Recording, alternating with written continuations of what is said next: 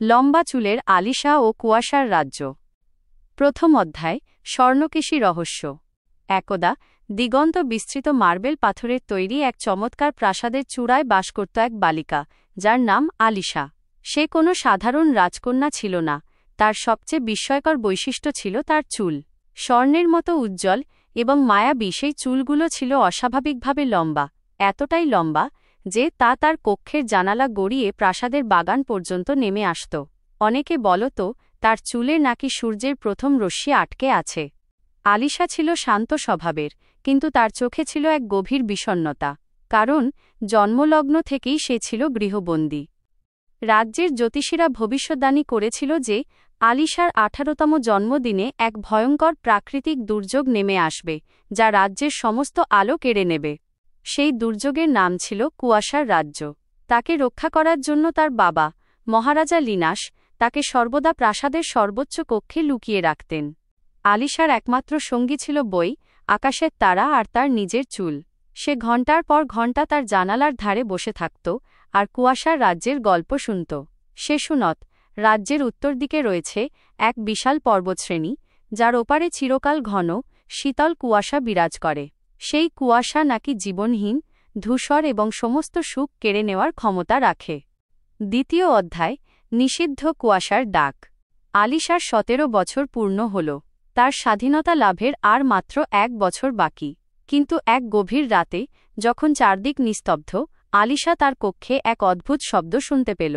শব্দটি ছিল বাতাসের ফিসফিসানি নয়, বরং একটি করুণ সুর, যেন দূর থেকে কেউ তাকে ডাকছে। কৌতূহলী আলিশা তার জানালা খুলল। বাইরে তখন পূর্ণিমা, কিন্তু চাঁদনি রাতেও উত্তর দিক থেকে এক শীতল, ধূসর আভা ভেসে আসছে। সেই আভার কেন্দ্রে সে এক ঝলক দেখতে পেল, একটি অবয়ব, লম্বা, ছায়াময় এবং মায়াবী।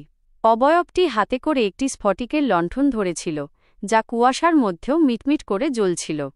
সেই রাতের পর থেকে সেই ডাক আলিশাকে অস্থির করে তুলল। সে বুঝতে পারল, কুয়াশার রাজ্যের গল্পগুলো হয়তো সম্পূর্ণ সত্য নয়।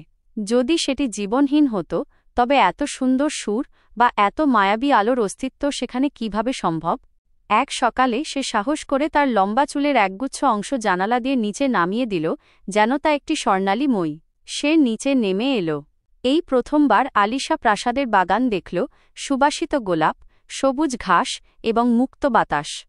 সে তার পিতার ভয়কে জয় করে উত্তর দিকের যাত্রা শুরু করল। তৃতীয় অধ্যায়, কুয়াশার দ্বারপ্রান্তে। আলিশার যাত্রা সহজ ছিল না। দিনের আলোয় তাকে লুকিয়ে চলতে হতো, আর রাতে তার চুল যেন আলোর রেখা তৈরি করত, যা তাকে পথ দেখাত। অবশেষে সে পৌঁছে গেল সেই পর্বতশ্রেণীর পাদদেশে, যেখানে শুরু হয়েছে নিষিদ্ধ কুয়াশার রাজ্য। সেখানে কোনো প্রাচীর ছিল না, ছিল না কোনো পাহারাদার। শুধু ছিল একটি অদৃশ্য রেখা, যার ওপারে সবকিছুই ছিল ধূসর। আলিশা যখন সেই রেখা পার হল, একটি গভীর নীরবতা তাকে গ্রাস করল। শব্দ, গন্ধ, রং, সব যেন কুয়াশার ভেতরে শুষে নেওয়া হয়েছে। কিন্তু আলিশার চুল, তার স্বর্ণকেশী রহস্য, কুয়াশার মধ্যেও উজ্জ্বল হয়ে উঠল। সে দেখল, কুয়াশা আসলে জীবনহীন নয়। কুয়াশার ভেতরে রয়েছে এক ধরনের স্ফটিক সদৃশ গাছপালা, যা আলো পেলে চিকচিক করে। বাতাস যদিও শীতল, কিন্তু তাতে এক ধরনের মিষ্টি গন্ধ মিশে আছে। সে জানতে পারল, কুয়াশার রাজ্য আসলে কোনো দুর্যোগ নয়, এটি ছিল এককালে আলোর রাজ্য। কিন্তু এক অভিশাপের কারণে রাজ্যের রানী, যার নাম ছিল আভা, চিরকালের জন্য কুয়াশায় পরিণত হয়েছিলেন। সেই অভিশাপটি ছিল মহারাজা লিনাসের পূর্বপুরুষদের কৃত এক অন্যায়। কুয়াশার মধ্যেই আলিশার সাথে দেখা হলো এক যুবকের, যার নাম ছিল নিহাল। সে ছিল আভার রাজ্যের শেষ প্রহরীদের একজন। নিহালের পোশাক ছিল কুয়াশার মতো ধূসর, কিন্তু তার চোখ ছিল গভীর নীল এবং তাতে ছিল সত্যের আগুন। নিহাল বলল, তুমি সেই কন্যা, যার আলো এই রাজ্যের নীরবতা ভাঙতে পারে। তোমার চুল শুধু স্বর্ণ নয়, এটি হলো সেই হারানো আলোর প্রতীক, যা এই কুয়াশাকে দূর করবে। চতুর্থ অধ্যায়, আলোর উৎস সন্ধানে। নিহাল আলিশাকে নিয়ে কুয়াশার রাজ্যের গভীরে প্রবেশ করল। সেখানে তারা দেখল, কুয়াশার গভীরে চাপা পড়ে আছে প্রাচীন স্থাপত্য, ভাঙা মূর্তি এবং একটি বিশাল স্ফটিক গম্বুজ। আলিশা জানতে পারল, অভিশাপটি দূর করতে হলে তাকে আভার হৃৎপিণ্ড খুঁজে বের করতে হবে।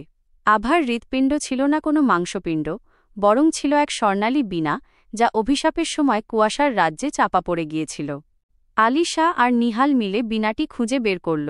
এটি ছিল জাদুকরী শক্তিতে পূর্ণ, কিন্তু এটি বাজানোর জন্য প্রয়োজন ছিল এমন একজন যার মধ্যে আলো এবং আঁধার উভয়ের শক্তি রয়েছে।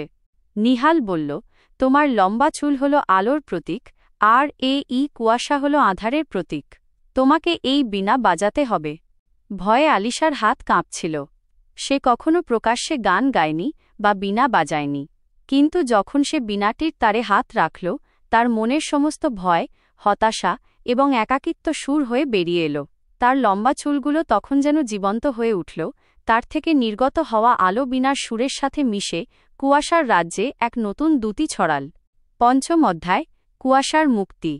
আলিশা যখন বীণা বাজাচ্ছিল, কুয়াশা তখন ঘূর্ণি তৈরি করে ওপরে উঠতে শুরু করল। তা ছিল কোনো ধ্বংসাত্মক ঝড় নয়, বরং ছিল বহুদিনের চাপা কষ্টের মুক্তি।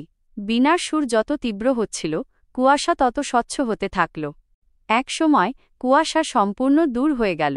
যে রাজ্যকে সকলে জীবনহীন ভাবত, তা তখন ঝলমলে হয়ে উঠল। চারদিকে দেখা গেল সবুজ গাছপালা, স্ফটিকের হ্রদ এবং নীল আকাশ। আর সেই রাজ্যের মাঝখানে, যেখানে আলিশা বীণা বাজাচ্ছিল, সেখানে কুয়াশার রানী আভা একজন পূর্ণাঙ্গ মানবীর রূপে আবির্ভূত হলেন। আভার চোখ ছিল শান্ত এবং কৃতজ্ঞতায় ভরা। আলিশা যখন রাজপ্রাসাদে ফিরে গেল, তখন তার 18তম জন্মদিন আসন্ন। মহারাজা লিনাস প্রথমে ক্ষিপ্ত হলেও যখন দেখলেন আলিশা একা একটি কিংবদন্তি সত্য করে তুলেছে এবং রাজ্যের উত্তর দিকে আর কোনো কুয়াশার ভয় নেই, তখন তিনি আলিশাকে অভিনন্দন জানালেন। আলিশার লম্বা চুলগুলো তখন কেবল সৌন্দর্য নয়, বরং হয়ে উঠল সাহস এবং মুক্তির প্রতীক। সে বুঝতে পারল, তার গৃহবন্দী জীবন তাকে প্রস্তুত করছিল এক মহৎ কাজের জন্য। আলিশা তার পিতার রাজকীয় জীবন ত্যাগ করে নিহালের সাথে কুয়াশার রাজ্যে, যা এখন আলো ও সৌন্দর্যের রাজ্য, সেখানে রানী হিসেবে বসবাস শুরু করল। কুয়াশার রাজ্য এখন থেকে পরিচিত হল আলোর উদ্যান নামে। আর সেই রাজ্যের বাসিন্দারা সবসময় তাদের নতুন রানী আলিশাকে মনে রাখত, যার লম্বা, সোনালি চুল কেবল আলো ছড়াত না, বরং ভেঙে দিয়েছিল দীর্ঘদিনের ভয়ের প্রাচীর। গল্পের সমাপ্তি। আলিশা দেখাল, প্রকৃত আলো বাইরে নয়, বরং আমাদের ভেতরের সাহস এবং ভালোবাসার মধ্যে লুকিয়ে থাকে। গল্পটি আপনার কেমন লাগল? আপনি কি আলিশার জীবনের পরবর্তী অধ্যায় জানতে চান? তাহলে অবশ্যই কমেন্ট করে জানিও। পরবর্তী অধ্যায় নিয়ে আমি আবার তোমাদের সামনে হাজির হব। ভিডিওটা ভালো লাগলে অবশ্যই লাইক, কমেন্ট, শেয়ার করতে ভুলবে না। চ্যানেলে নতুন হলে অবশ্যই চ্যানেলটাকে সাবস্ক্রাইব করে দেবে।